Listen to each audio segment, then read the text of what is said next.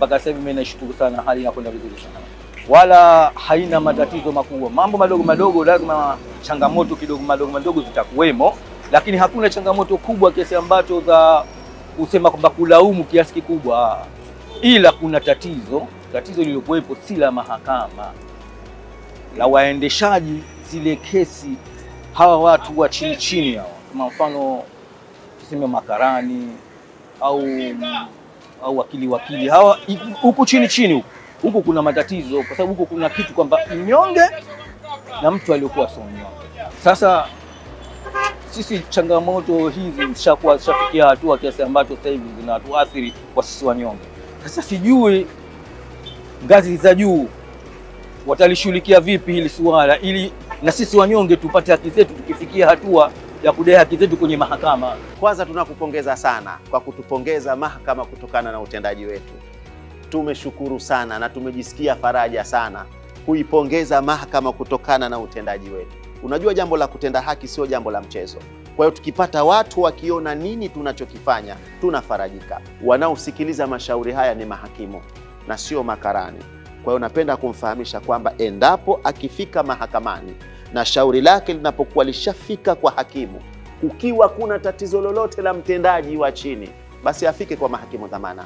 Jaji mkuu wa Zanzibar amehakikisha kwamba kila mkoa una hakimu dhamana ambaye anashughulikia mkoa huo. Kwa hiyo akiwa na wasiwasi kwamba kesi yake haiendi vizuri kutokana na watu wa chini, basi anaweza kufika kwa hakimu dhamana kuweza kupeleka malalamiko yake. Lakini hawa makarani wajibu wao ni kukaa na mahakimu na kuweza kuyasikiliza mashauri na sio vitu vinginevyo. Na watu wa chini wote ambao wana wasiwasi na kutotendewa haki kwa sababu wao ni wanyonge, wao hawana pesa, waondokane na dhana hiyo. Mahakama iko katika hali ya kutenda haki kwa wote na hakuna ubaguzi kwa aliyekuwa na pesa na aliyekuwa manake si tajiri na maskini. Inatoa haki kwa mwananchi yoyote anayepeleka shauri lake mahakamani. Nashukuru kujua vipindi vya Ijue Mahakama, na mimi nakaa zangu fuoni. Je, kama nikitokezea na kesi nitumie mahakama gani? Kipindi cha Ijue Mahakama vinakuja kwa ajili ya kuwafahamisha wananchi kwamba wananchi wafahamu mahakama zinapatikana wapi, mahakama inafanya nini, mahakama wao wana jukumu gani kwa wananchi.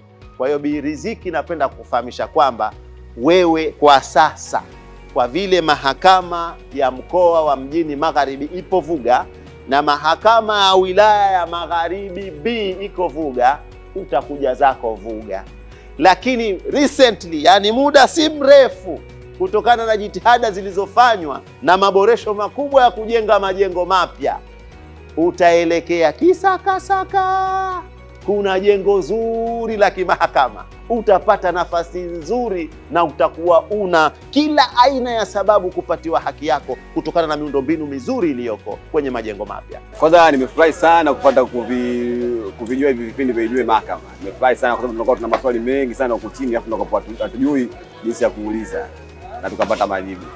Mimi swali langu kuhusu mambo ya mahakama, nataka nijue kuhusiana na zile faini ambazo mtuhumiwa anakuwa anapigwa. Mfano mtu ameibiwa, si ndio? Alafu amekwenda kupeleka kesi mahakamani. Alafu yule mtu alioiba amekutwa na hatia. Sawa? Yeye yule atahukumiwa labda kwenda jela, alafu atapigwa na faini. Labda faini inaweza kaambiwa atalipa milioni 2 au atalipa 300,000. Sasa ndio nataka nijue ile faini, huyu mtu ambaye ameshtaki, ambaye ameibiwa, yeye anafaidika na vipi? Ile ndio swali langu nataka kujua. Mahakama kwanza ahakikishe katika makosa ya wizi wa madhao, adhabu yake ni kumlipisha aliyetenda kosa mara 2. Analipa faini na analipa compensation au fidia. Tunaita fidia. Na fidia hii ndiyo inakwenda kumnufaisha mwananchi aliyeibiwa. Kama ameibiwa kuku yule tutamtizama ametathminiwa thamani ya shilingi ngapi. Mahakama ndio inachopaswa kumlipa mwananchi thamani ya kitu chake kilichoibiwa. Kama ni wizi wa nazi, kama ni wizi wa ng'ombe, kama ni wizi wa yani kitu chochote, mifugo na masuala ya wizi wa mazao. Kwa hiyo napenda kumfahamisha kwamba yeye ananufaika kupitia ile fidia. na serikali inanufaika kupitia faini yake. Ikitokea utaratibu wa kesi nyingine, kwa mfano kama kesi ya udhalilishaji, kupitia kifungu cha 314, kifungu hicho kinatoa fursa kwa mahakama, ikiona kwamba victim au yule muhanga anastahiki kulipwa fidia, hapo muhanga ndipo anapokwenda kunufaika. Na ndio pale unaposikia mahakama imempa adhabu mshtakiwa atumikie chuo cha mafunzo kwa muda wa miaka 30, lakini pia alipe fidia ya milioni 2 kwenda kwa muhanga.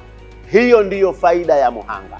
Na yako makosa baadhi yake nature yake automatically hayo makosa yanapelekea mtu kupatiwa fidia. Kwa mfano kosa la kuharibu mali, ikiwa mwananchi ameharibiwa mali yake, ikiwa ndo tayari imeshaharibiwa, kwa hiyo mahakama ina fursa ya kuhakikisha inampa fidia ili kumrejesha katika original position, yani katika ile nafasi yake ya awali aliyokuwa nayo, kuhakikisha mali yake inabaki kama ilivyo. Na hivyo ndivyo mahakama inavyotakiwa itoe maamuzi yake. Kwa hiyo wananchi wananufaika kupitia fidia, lakini serikali inanufaika kupitia faini. Mwananchi ambaye na yeye lakini hakupenda jina lake litajwe, yeye aliuliza kwamba hivi inakuwaje katika kosa la udhalilishaji wanafanya watu wawili, anafanya mwanamke, anafanya na mwanamume, na wakati mwingine huyu mwanamke ndiyo chanzo cha kusababisha hili tatizo. Inakuwaje sasa adhabu anaipata mwanamume peke yake? Kama kukamatwa anakamatwa peke yake, kama kupelekwa rumande anapelekwa peke yake, na kama kuhukumiwa mwisho wa siku anahukumiwa peke yake, na kama kufungwa jela miaka 30 anafungwa peke yake. Wakati huyu mtoto wa kike sasa anakwenda na pirika zake, anafanya na mambo yake.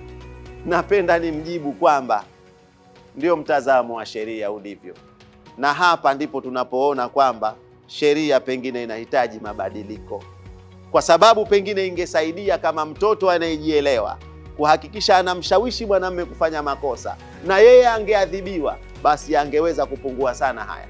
Hata mimi naona ushauri huo kama yale makosa ya zamani kupitia ile sheria ya Spinsters Act ya kulinda wari na wajane, walikuwa wakipata adhabu wote wawili. Mmoja anachezea katika miaka 3, mmoja anachezea miaka 5. Ilikuwa makosa yamekoma, kwa sababu alikuwa akijua mtoto wa kike nikifanya hili kosa na mimi nitakwenda na nitapata hatia. Lakini hivi sasa mtoto wa kike anajijua wazi kwamba kama kufungwa anafungwa mmoja tu, mimi nakwenda na pirika zangu. Na ni kweli na ukweli usiopingika, wako wanawake wanaosababisha makosa haya. Zile eji miaka 14, 15, 16, 17 wakiwa wanajitambua. Katika swali hili napenda kutoa tanbihi sana kwa vijana. Tuache kabisa kucheza na watoto hawa miaka 14, 15, 16. Kwa sababu katika kosa la kubaka, hata mtoto atoke Makunduchi, hata mtoto atoke Mkokotoni akufuate wewe, ikiwa umeshamwambia tu ishara ya kwamba nipo mjini kwa busy ready, ametoka huko amekuja hapo, wakati yuko chini ya umri wa miaka 18, umebaka na hatia itakukuta. Asante sana.